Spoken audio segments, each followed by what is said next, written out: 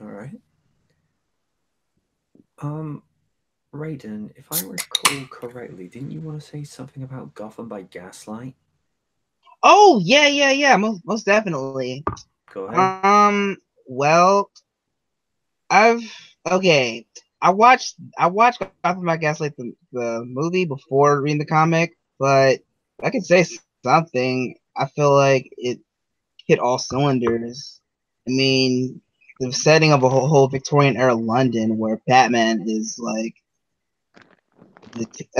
real life detective, which he really is, tries to find who is butchering these prostitutes, you know. So Mm. just seeing the reveal of it is like, whoa, you didn't see that coming. And all in all, the action was pretty good. And my personal favorite parts was three of the Bat family. Grayson, Jason, and Drake just as little orphan kids. I mean, I feel like it was pretty well thought out. And if anyone wants to check it out, go right ahead. I would give it I would get a rating. I'd give it a high rental. Hmm. Because I rented that earlier this year before getting on Blu-ray. I think it was like a 2 for 20 deal in HMV at the time.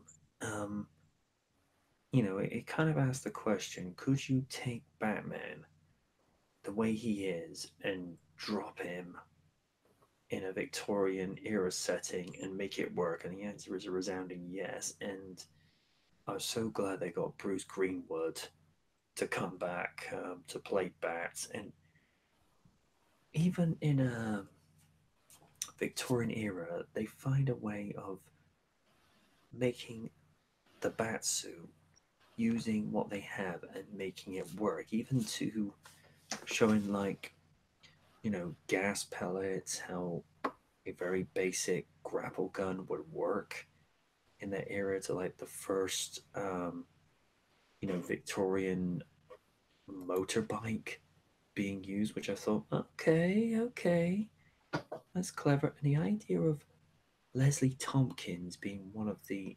being used as a nun as opposed to a doctor, I thought, okay, that's clever. Although we did feel like one of the homeless women being sort of a pun on Harley Quinn, we did sort of think, oh dear.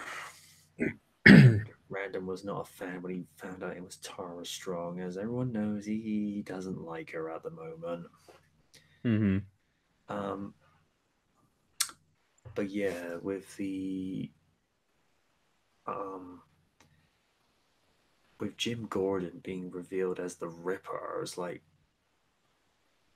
okay, that's as Raiden said, that's something we didn't see coming. Because if they had done it as the Joker, it'd be like, it's too predictable. Would have been would have been believable as well, but it just would have been too predictable. And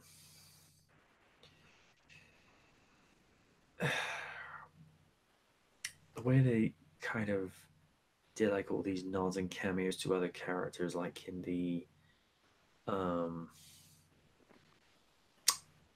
the Rouge House for all intents and purposes, where they go to say about Pamela Isley, careful gentlemen, she could be poisonous. I'm like, ugh. Yeah, I give I give the voice director a lot of credit, but it's like that was terrible. Boo! Boo this man! But yeah, I absolutely agree with Raiden.